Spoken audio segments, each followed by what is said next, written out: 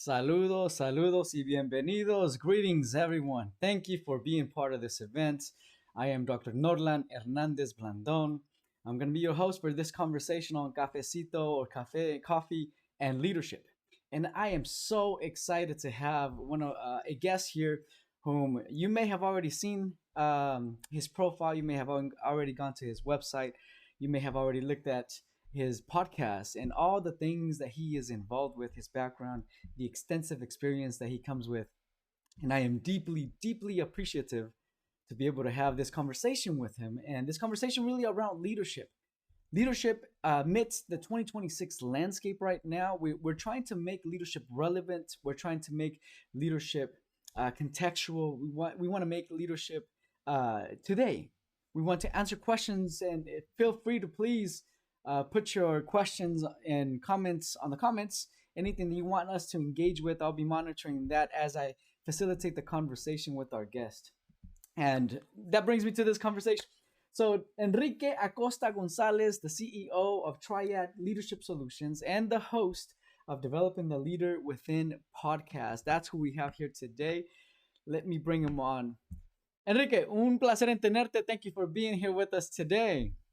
Well, thank you, Nolan. Thank you for the invitation and welcome to everybody that's joining us. It looks like it's hot and heavy on the chat side. So I'm excited to have this conversation about leadership and, address anything that may come up there. Absolutely. Well, one of the things that we're going to be doing with this particular webinar or LinkedIn Live and wherever you find us is we want to make sure that we bring leadership to you and you bring your questions to us. I think with the experience that you have here in the screen right now, myself as an administrator at Christian Higher Education, as a professor, as a program director, as a chief diversity officer, and then as a CEO and founder of Empowerify Consulting. That's a significant amount of experience, but not nearly enough as Enrique, who has an extensive experience as well. So, with the both of us having this conversation around leadership, I want you to start, Enrique, with this. Let us know who you are. Obviously, the folks have already looked at your profile, looked at your website, looked at all the things. Feel free to touch on any of those, but also who Enrique is. And let's start with the conversation around your perspective on leadership, given your roles and given the work that you've done. Yeah, well, thank you for that, Enrique Acosta Gonzalez. Most of you, if not, have looked at my profile. If not, go there. There's plenty to eat in terms of knowledge of my background. But in a nutshell, I served 26 years in the Navy, retired, and made Orlando my home. I went into a couple of areas post military, namely federal service, state government, and local, basically, yeah, you would say contract work, right? And so after diving into those three areas, I realized that the need for my services were better suited for leadership consulting. And so I created Triad Leadership Solutions back in 2018 and have been doing that ever since. And right piggybacking off of that in 2020, once the pandemic came through and the work kind of went away, I decided, hey, how do I better serve my community, those that I know, with the knowledge I have? And that's where the podcast came out from. And I've been doing that for now. We are in the seventh season, about 310 episodes cataloged there for the podcast. And to your question, leadership. As the years go by, this meaning changes because leadership is simply the opportunity for someone to be of a benefit to another in the sense of leading them from one point to another, but most importantly, not only influencing them and fulfilling your role as a leader, but also ensuring that you remove all blocks that will inhibit that person from getting to the next level. And if you are not involved in that kind of tangle there, where you're influencing them, but you're also removing obstacles and doing it back and forth so that you can get them to the next level, then you got leadership wrong.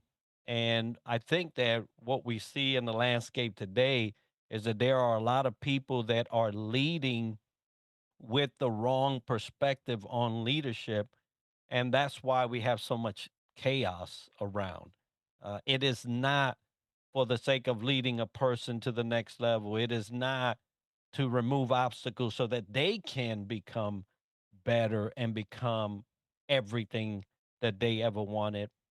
It's really centered on them. Where can I get to the next level and who can I step on to get there, right? And so that conflict is what we're seeing now. But yeah, that's how I would package up leadership. Enrique, I gotta say this about you and your leadership. We met through a group that was established for Latino leaders, and I quickly reached out to you. I saw the things that you were doing in line with the things that I was doing with regards to leadership development and the posture to be other oriented, which is essentially what you said right now about leadership. You're saying leadership is not about the individual, right? Leadership is about those who you're leading in whatever capacity, whatever context, whatever organization that you're a part of. And I gotta say this for the folks that don't know you personally, that I've gotten to see this very clearly from you and very openly in regards to your posture to leadership. And when somebody, and when I say this as well, I want you to hear this. Like, there's been folks that I've connected with over the years that they say, "Hey, I'm here for you. I want to help lead in the comunidad." And when you reach out, you don't hear back, or they don't give you what they said. They don't follow through, which of course we know, and the literature says this. We know a marker of leadership is Hmm. following through with your word, right? Yeah. So you are one of those, Enrique, that as soon as I Oh, thank reached you. out, you responded quickly. You were able to offer your leadership experience and perspectives, and which is one of the reasons why you're here today. So what you're saying is not you're not just preaching it, you're living that out. And I truly want to name that for everybody as we think about leadership in 2026. Man, the national land, well, the global landscape, to be honest, not even just the national, not even just the domestic environment right now in regards to business or any area that you find yourself in, leadership, there's a significant need for leaders who are genuine, who are authentic, who are other oriented, who are solutions oriented, who want to build up in order to move forward. Right. My definition of leadership is embodied influence with purpose, because I recognize that leaders. So this is one of the things that I always say: leadership. You cannot separate the leader persona, so leader, from the task of leadership. So I'm going to say it one more time. You cannot separate the leader persona from the task of leadership. We are embodied beings, and as we exercise leadership, so as I, Dr. Norlan Hernandez, exercise leadership, I exercise it with this, as a handsome brown man. So thank you for your perspective on leadership. And now that I'm mentioning the national, the global landscape, Enrique, I want us to move into, we recognize in the US especially that we are living in a highly globalized, highly diverse environment. I have some perspectives on this and some comments, but I want to hear your perspective on, well, what does it look like to lead when you have a very diverse or even global team?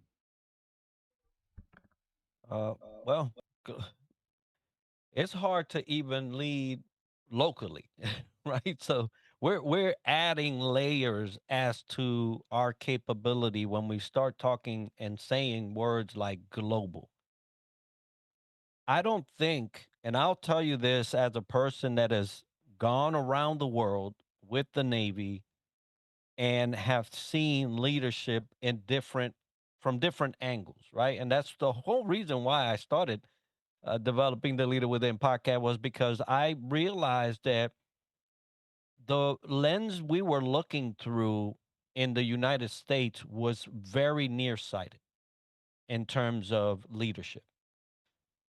If you go around the world, you'll see that there is an appetite for American leaders, we would say United States of America type leaders, to come and speak and do trainings and things like that. And I was always amazed, man. They hold us in high regard. But when you go to you're in the States, you don't hear much about the world.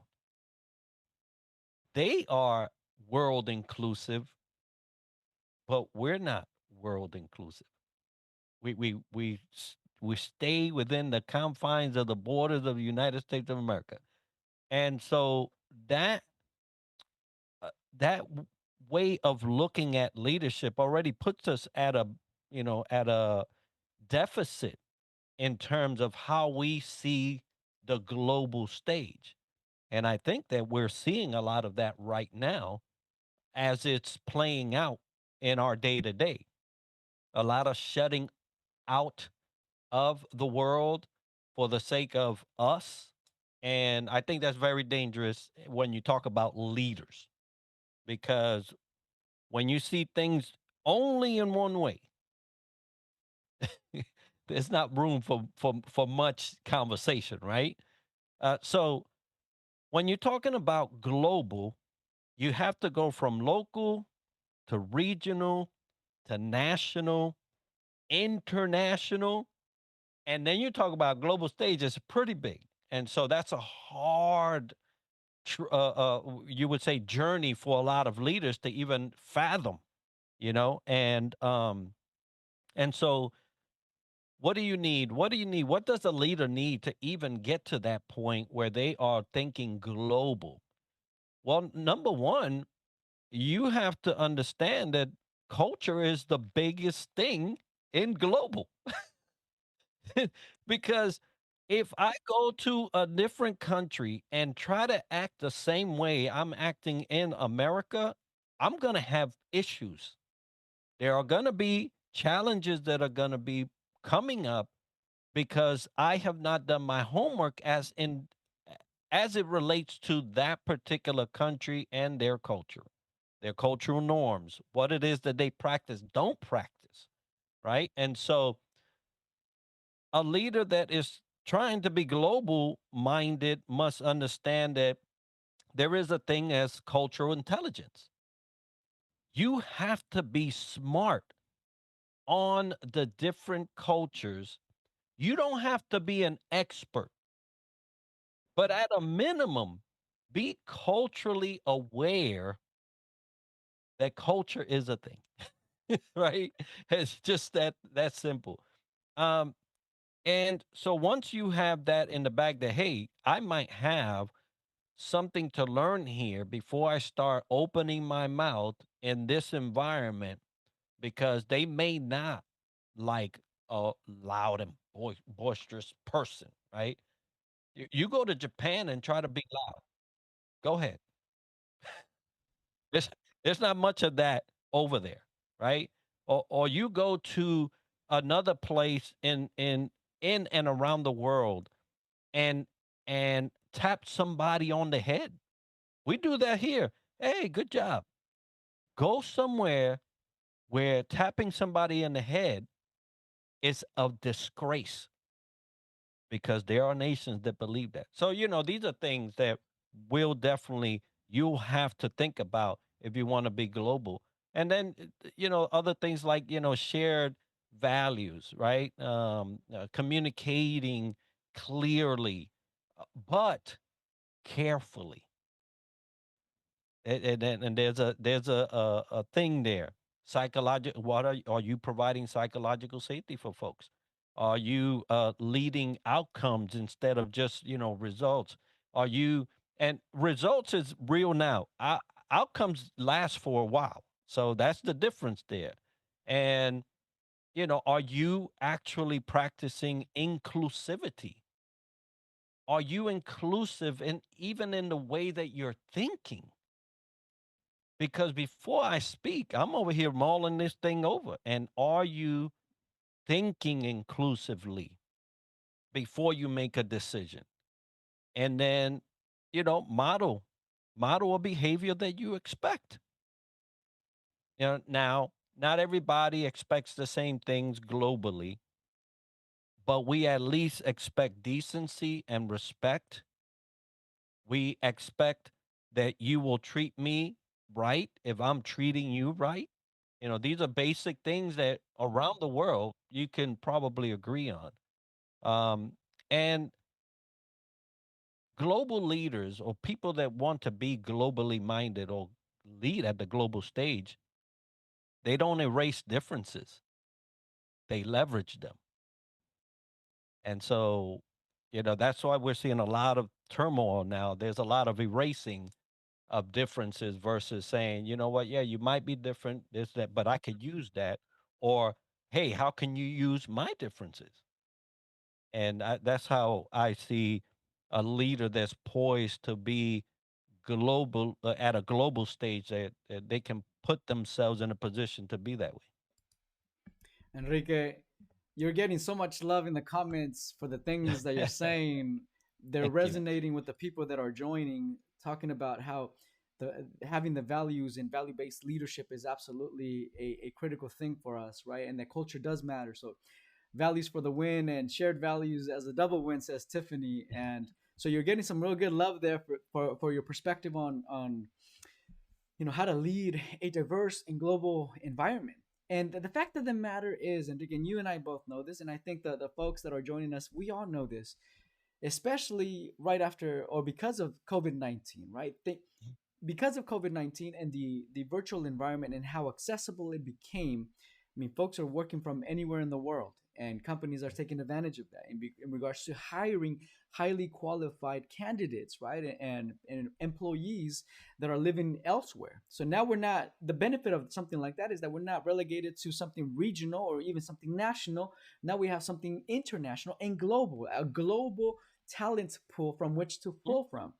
But that then begs the question of, like, how do you lead well? And the things that you're saying about having your values in place and sharing and looking at the value of cultures and the necessity, because when we think about cultures, and I want to say this for everyone that's listening, when we talk about culture and when we talk about diversity or inclusion or having an inclusive environment, we're not relegating this conversation for, to people of color or people that are marginalized at all. This is an all encompassing conversation. If you have people that you lead, you're going to lead people that are different than you, even if you share the same culture. My brother and I, for example, we're both from the same mother, we're both from the same culture, we grew up in the same household, and we're vastly different because of the experiences that we both have experienced in the life that we have lived. And I have been socialized slightly different than he has. So even as someone who shares culture and family dynamics, we still are so different that we have to pay attention to that. So for anyone who is leading teams, who is leading projects, who is doing this domestically or internationally, we have to consider what Enrique said, which is cultural intelligence. Oftentimes, Enrique, I talk about cultural humility. And we've gone away from using the terminology of cultural competence because there is no end for this. Mhm. There is not, I'm now fully competent in Right. interacting cross culturally, in communicating cross culturally, in understanding a different culture. So when we think about cultural humility or cultural intelligence, it's a journey, right? It's us being on a journey in understanding people and understanding how to navigate relationships and how to navigate cultural norms and behavioral norms, communication norms in such a way that it makes us effective individuals to be able to guide and influence them in the group, the project, towards that ultimate goal that looks like success. So I hear what you're saying, Enrique, and so much of that, the cultural norms or the cultural humility or cultural intelligence is both personal and interpersonal, right? There's a lot of work that needs to happen Oh, yeah. intrapersonally with me in recognizing that I don't know it all and that there's a learning curve and I need to better understand individuals. I love to say this: let them define who they are versus us allowing our stereotypes, right? Those cognitive shortcuts to tell us who they are. So we are letting them define their own lives, their own identity. And as they do that, we get to know how to navigate that space with them, how to communicate well with them. That's the intrapersonal. And then obviously interpersonal is the more I know about the individual and how to navigate this space, the better relationship we're able the better we're able to navigate and manage that relationship and that opportunity. So thank you, Enrique, for that perspective. Again, you're getting a lot of love in the comments, and I'm loving this conversation. But that also leads us. We did a small survey right on LinkedIn just to get folks to engage and see what topics they might be interested in as we think about leadership in 2026. We put out a couple of things. Managing diverse and global teams was among the top the folks responded to. The other one was how to lead when you feel that the organizational culture is incompatible with yours. So, would love your perspective, Enrique, on this. Let's engage. Yeah, so incompatibility based on who, right? Yeah, based so because you're saying someone is in a position to lead somebody.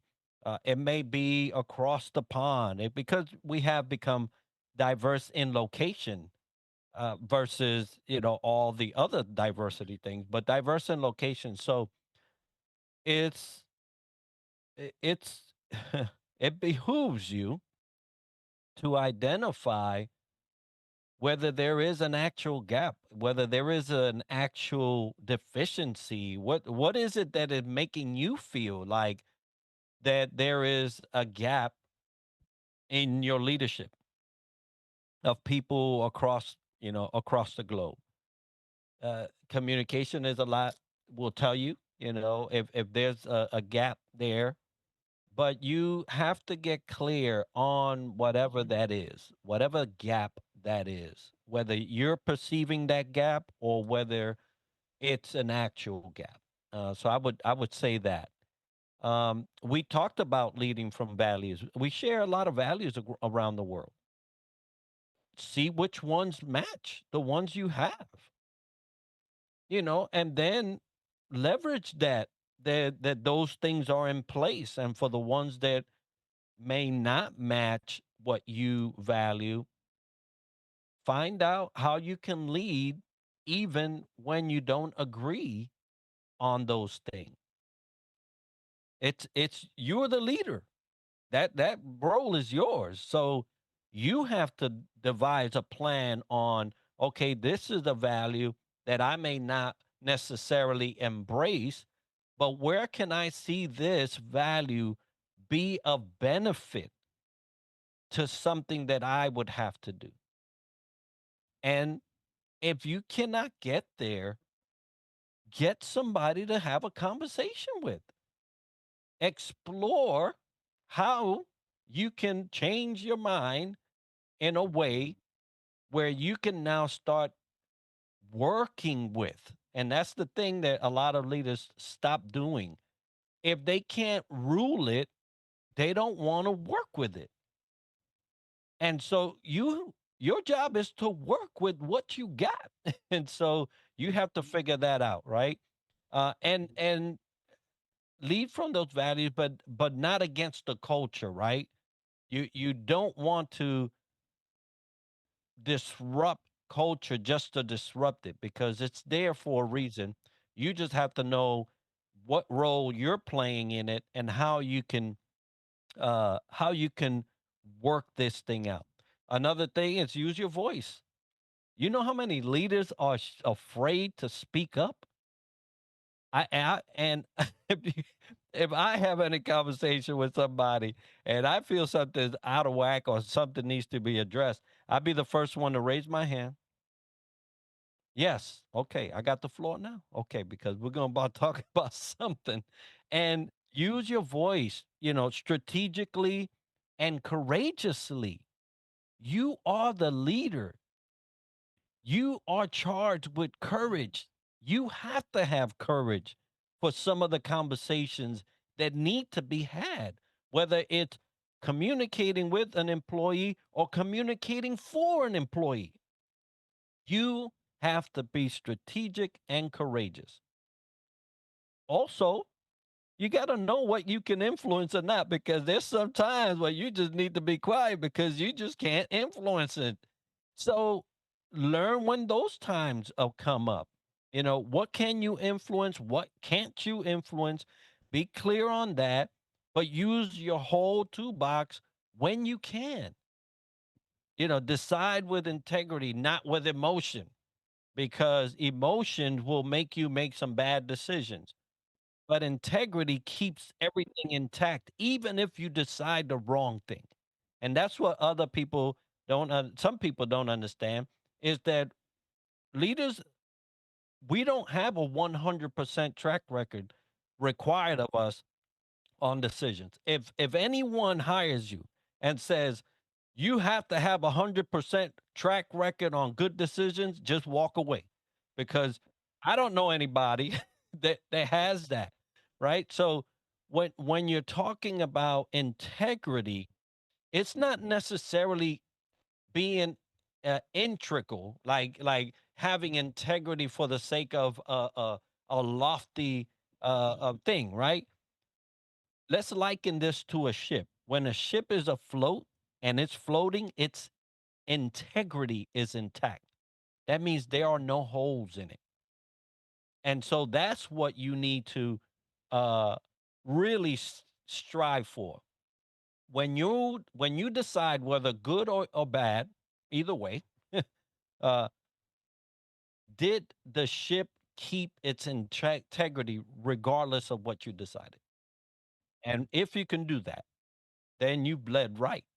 And you know, redefine success in the season that you are in, because success is different for every season that we're in. And if you're taking this success that happened last week and trying to impose it on this week, you're going to fail, because that success was necessary for that time. And just because success looks different doesn't mean that it's not. You just have to be cognizant that it is for this season that this type of success is needed. And I think you'll be doing good. Wow, that right there, Enrique, is the mark of experience and leadership in the depth, in the examples, in the breadth of what you brought as we're considering this question around organizational culture, misalignment. Some of the folks online are telling me that they appreciate the nuanced approach, obviously, to the conversation of diversity, equity, inclusion, because it's not just gender, it's not just race, it's not just culture, right? It's the intersectionality of identities, right? To go back to Kimberly Crenshaw's topic, or coining that term, intersectionalities of identity, all of who we are. And if we had a pie chart, there could be 30 different things that make up who we are.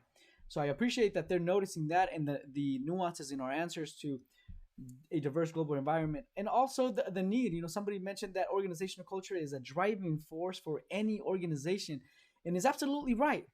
Now, what I would say to that, it's also that it's not always right. It's not always good and positive, and there are moments that we as leaders, like you said, Enrique, we need to use our voice to speak up. Because if there's something that is true and that we know and that we recognize, is that organizational culture doesn't just happen, right? It's leadership who set the stage and shape and form organizational culture in a way. It's almost like it's molding clay, and that organizational culture obviously has to do with behaviors, has to do with decision making, it has to do with how we interact with each other, it has to do with our perspective on our work. Is it mission aligned, is it not, is who our clients are. So I appreciate the challenging of leaders in recognizing the context that you're in. I like to use a three-prong approach when we talk about this conversation, Enrique. And I'm gonna mention briefly. I won't be able. We obviously don't have time. I have a 3 hour workshop on doing something like this, so I'm just gonna mention it in hopes that it's useful for the folks that are online. As I think about culture, as I think about context and identity and alignments, as we've been discussing, it's a three-prong approach. It's identity, it's our understanding of leadership, and our understanding of context. And it's wrapped around this idea of self-awareness. So self-awareness of leadership. What do we mean by leadership? And who defines leadership in this particular context? What does successful leadership look like? As we know, leadership is contextual. Over time and over the decades, we've seen the different kinds of leaders that our nation has had, and internationally with the global stage has had, and it was all dependent on time and need and necessity. But how do we define leadership in a way that also, like I mentioned earlier, embodies who we are, right? It's I cannot separate this from my task of leadership. So it's this embodied influence. So the greater understanding we have of leadership, the greater ability we have to navigate the space, which leads me to context. Context, then, it's a matter of, do I understand where I'm working? Do I understand the organizational culture? Do I understand the norms here in this context, whether it be regional, it can be national, it can be international? The more aware we become, as you mentioned, Enrique, the more aware we become in regards to what success looks like today, not yesterday, today in this organization, in this project, with this set of people that I'm leading, the greater we're able to navigate it. We talk about code switching, we talk about all those opportunities for us to be able to navigate space and time in a more intentional way. And the last one is identity. So it's leadership, it's context, and it's identity. It's self-awareness, or more self-awareness in regards to who I am, to the point that I can answer questions like, how did I learn this behavior? Who shaped, or what shaped these values that I have? Because the greater awareness we have in regards to those kinds of questions, the more able we are and the more intentional we can be about drawing from that well of knowledge and well of experience, well of tradition, in a way that allows us to be secure. Because you named the national or international landscape, Enrique, and sometimes that can come in conflict with how we see ourselves, depending on the messaging that we're receiving. So I really appreciate what you're saying around the nuances of organizational culture, the nuances of leading a diverse and global environment. And I'm glad that the folks online are getting a sense of this, and they're engaging, and it's resonating for them. So all of this leads me obviously to this next question for you, Enrique. And I'm looking at the time. I want to make really good use of your time. You have more than 30 years of experience, leadership experience across military and civilian life. As you have conversations, as you do coaching, as you do workshops, as you meet all of these leaders through your podcast, what is one leadership habit that consistently increases trust and performance, no matter the setting? Yeah, there's a lot of things that come up either in coaching sessions or mentoring sessions or even the podcast. But I will tell you that in my experience, the one that has the most lasting impact on anyone and everyone that you can lead, it goes back to where you started your conversation, and you referenced me. And it's simply this: do what you say you will do when you say you will do it. Do not be a leader that overpromises and underdelivers. Do not be a person that overpromises and underdelivers. Because when you have charge of others, they are relying on you to not only have the expertise, but and know how to use your expertise, but now take all of that and apply it to them. How can you get me, a person that is allowing you to lead me to where I got to go, where we have to go, and get there with the promise of it's going to be better than today? And you can only do that by being truthful.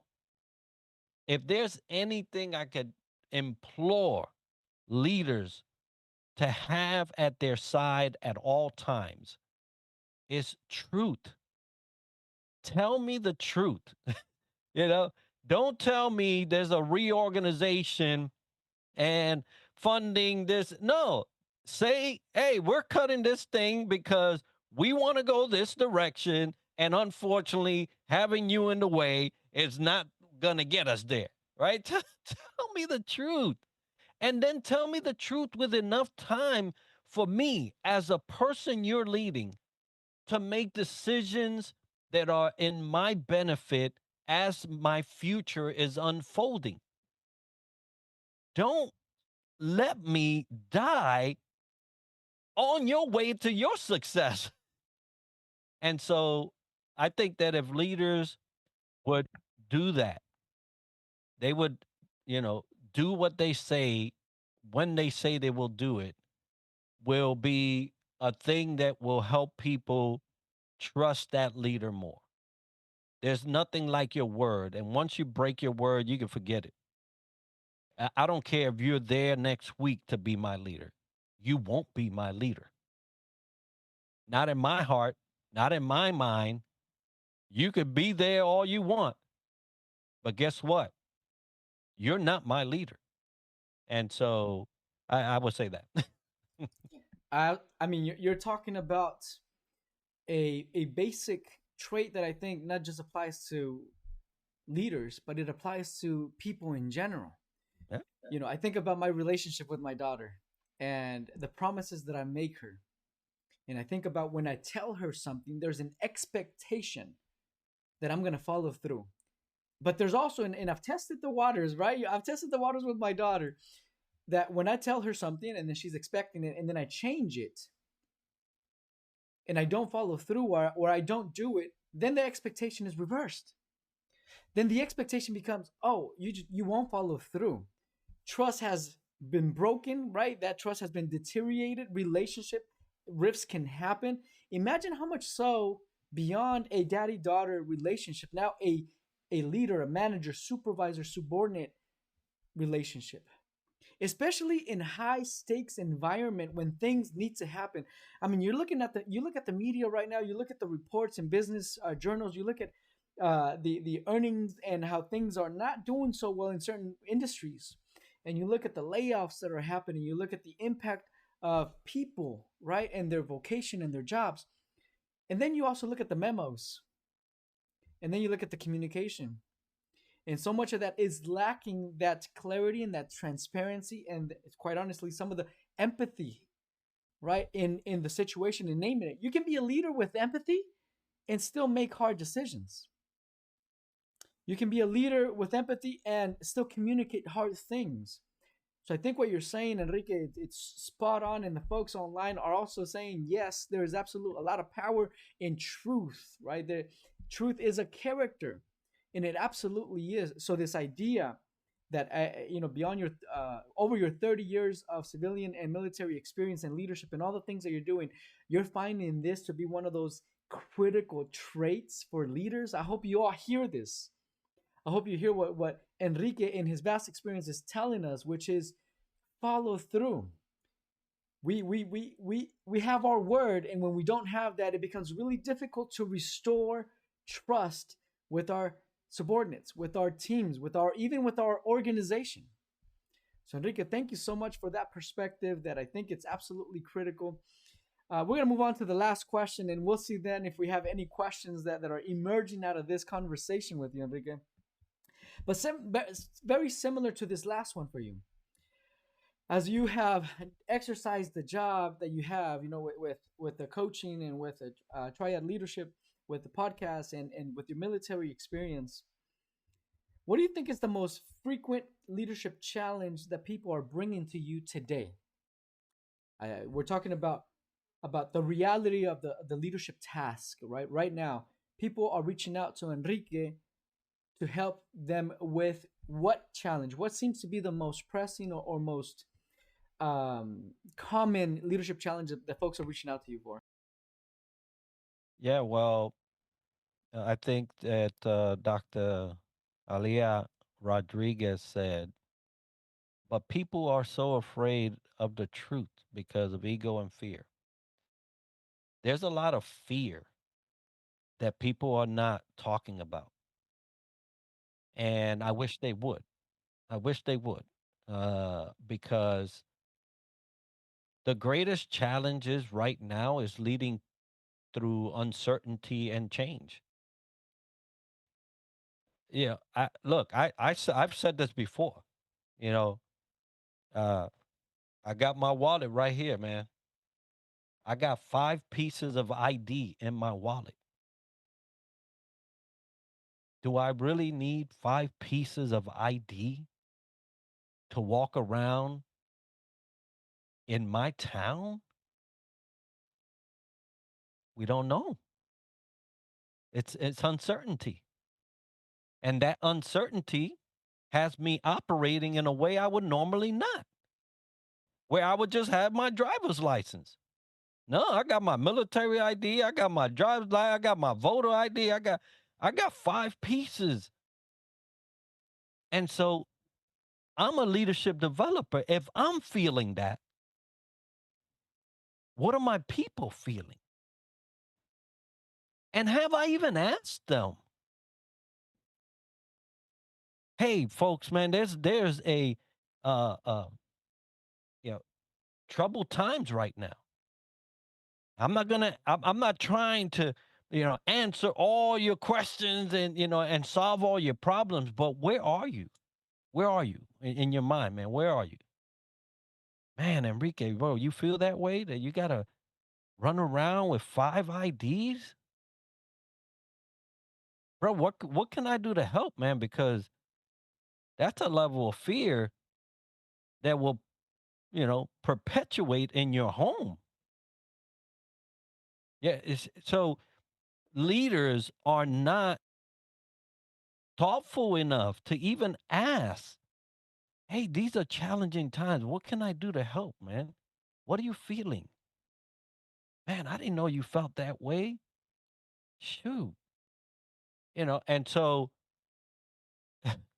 it's you think about stuff like that and uncertainty and change, and we drop the ball all the time, man.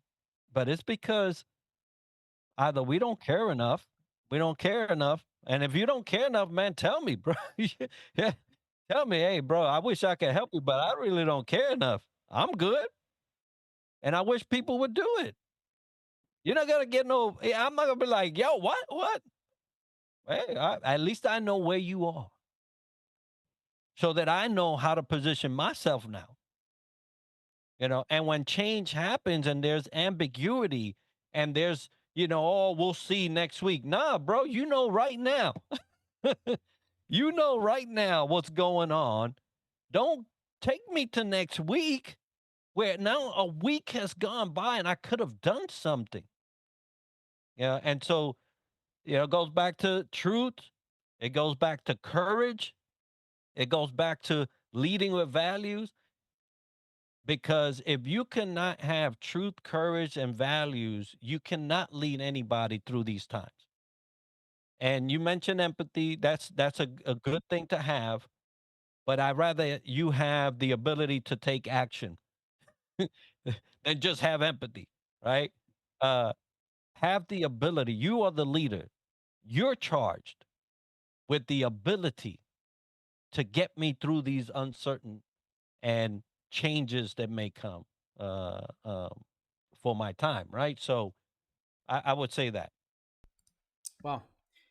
I think you've brought this conversation, Enrique, to a whole other level, which once again an indication of the kind of leader that you are that I deeply, deeply appreciate. In fact, some of the folks online also appreciate the fact that we're talking about this because, again, I think the misconception is that leaders don't engage in this way and that leaders don't care so long as you have the outcome that you're projected or that you're responsible for. But in all the years that I have led, in all the years that I have been leading either projects or organizations, people, I have found that I have been the most effective when I care for people. But not only, like you said, not only sympathize, because empathy, I think, is what causes you to then go the extra mile or actually tips you over to action. Right? Sympathy is okay. I can relate to what you're saying. Empathy is I feel what you're saying, and that should cause you to then act. It should cause you to behave differently. It should cause you to do something. And I think this over the years, as I look at my way of leading, and as I look at effective leaders, as I look at the research, what research is saying about effective leaders, it's a massive amount of backing across the board that businesses, do better, and that people lead better, or people work better, work more, sacrifice, go the extra mile when the leader is able to be this intentional, which you just named right now. And how much more important it is to do that today, given the national climate of where we are. Look at just, we're just going here in the US. We don't even have to extend ourselves beyond the national climate that we have. People are in fear. People are carrying 5 forms of ID. People are living in uncertainty in regards to what that means for them, or when you extend that empathy, what it means for their people, what it means for the people that work there. And somebody said this in the chat, that we should be cognizant, or we should consider that unexpected situations come up in people's lives, right? And to be able to have that understanding, and for empathy and compassion to show up, is important. Well, that extends to something like this, right? Unexpected national climate, national realities that deeply impact our ability. And because we are human beings and socialized beings, we are entering the workforce, we're entering our offices with that. We're carrying it with us. We don't just leave it outside the door and say, I'm going to do this. We carry it with us, especially if we have family members who fit the same criteria. Then now I'm thinking about them while I'm thinking about myself, while I'm leading, and while I'm in this environment. So thank you, Enrique, for naming the reality of how leaders in 2026, some of the things, some of the challenges, some of the hurdles that they have to overcome in their day-to-day. And I think the folks that are online are recognizing the need for values, the need for courage, the need for empathy, the need for these kinds of leadership traits that I think, I'm doing a research project right now, and I'm trying to identify this through research, but people are looking for that. Organizations need that, whether they recognize it or not. They need leaders who care. They need leaders who are strategic. They need leaders who can lead well. They need leaders who can lead cross-culturally. They need leaders who are culturally intelligent. They need leaders who have values and are able to lead through that, especially amidst challenging times. So thank you for those perspectives, Enrique. Thank you, everyone who's been engaging online. I'm going to give it a minute or two. I want to see if anybody has questions. Drop it on the chat box right now. Let's see if we can engage. We have a few more minutes before we bring this meaningful, important conversation to a close. So if anybody has questions, drop it right now. I've been trying to monitor it. I haven't seen a lot of questions. I've been seeing a lot of great comments and affirmations from the things that we've been saying and the conversation that we've been having, which is deeply affirming, and we love to see those kinds of things. But if you have any questions, drop it there, and I'll give it about 30 more seconds. If not, we'll bring this to a close. And I have one more question for you, Enrique. Okay, one more question before we close. All right, so I don't see anything coming in. And if we do, then we can do something else for next time. Enrique, to close, and then I'll land the plane for us. What is one thing you'd like folks to know about leadership in 2026? What should they take with them from this conversation, or from an overarching conversation on leadership? Yeah, in line with courage, right? Self-preservation is not a leadership trait. You're a leader. You were put there for a reason. And when you choose self-preservation before the people that you're leading, you fail to be a leader. Self-preservation is not a leadership trait. And you just need to remember that the next time you choose yourself over the people that you're leading. Come on. Leaders, self-preservation is not leadership. I hope we all heard that loud and clear, and so much so that maybe we can print it out, put it in our offices. We can be reminded of that amidst the challenging season that we find ourselves in, where that may be the temptation. I really, really appreciate that, Enrique. I want to thank you. I want to thank you for being here with us. I want to thank you for sharing from your extensive experience, sharing from your heart, elevating this conversation in so many different ways, that I know that the audience, and I know anybody that listens and views this conversation, is going to be deeply affirmed, is going to be equipped, is going to be inspired to do just what you said, right? To not do self preservation leadership, to go and be courageous, to lead through values, to go and make a difference. So, thank you for being part of this conversation. And thank you, everyone that joined us. We really appreciate you being involved in this. We have other conversations in line.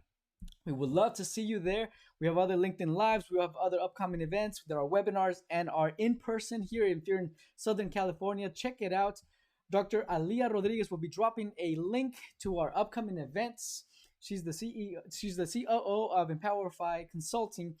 Take a look. Look at the conversations that are coming up. If you enjoyed this one, we have others just like this because we want to generate conversations that are meaningful. We want to equip. We want to, again, like I said with Enrique, that he just did this. We want to elevate this conversation in such a way that is deeply impactful for you.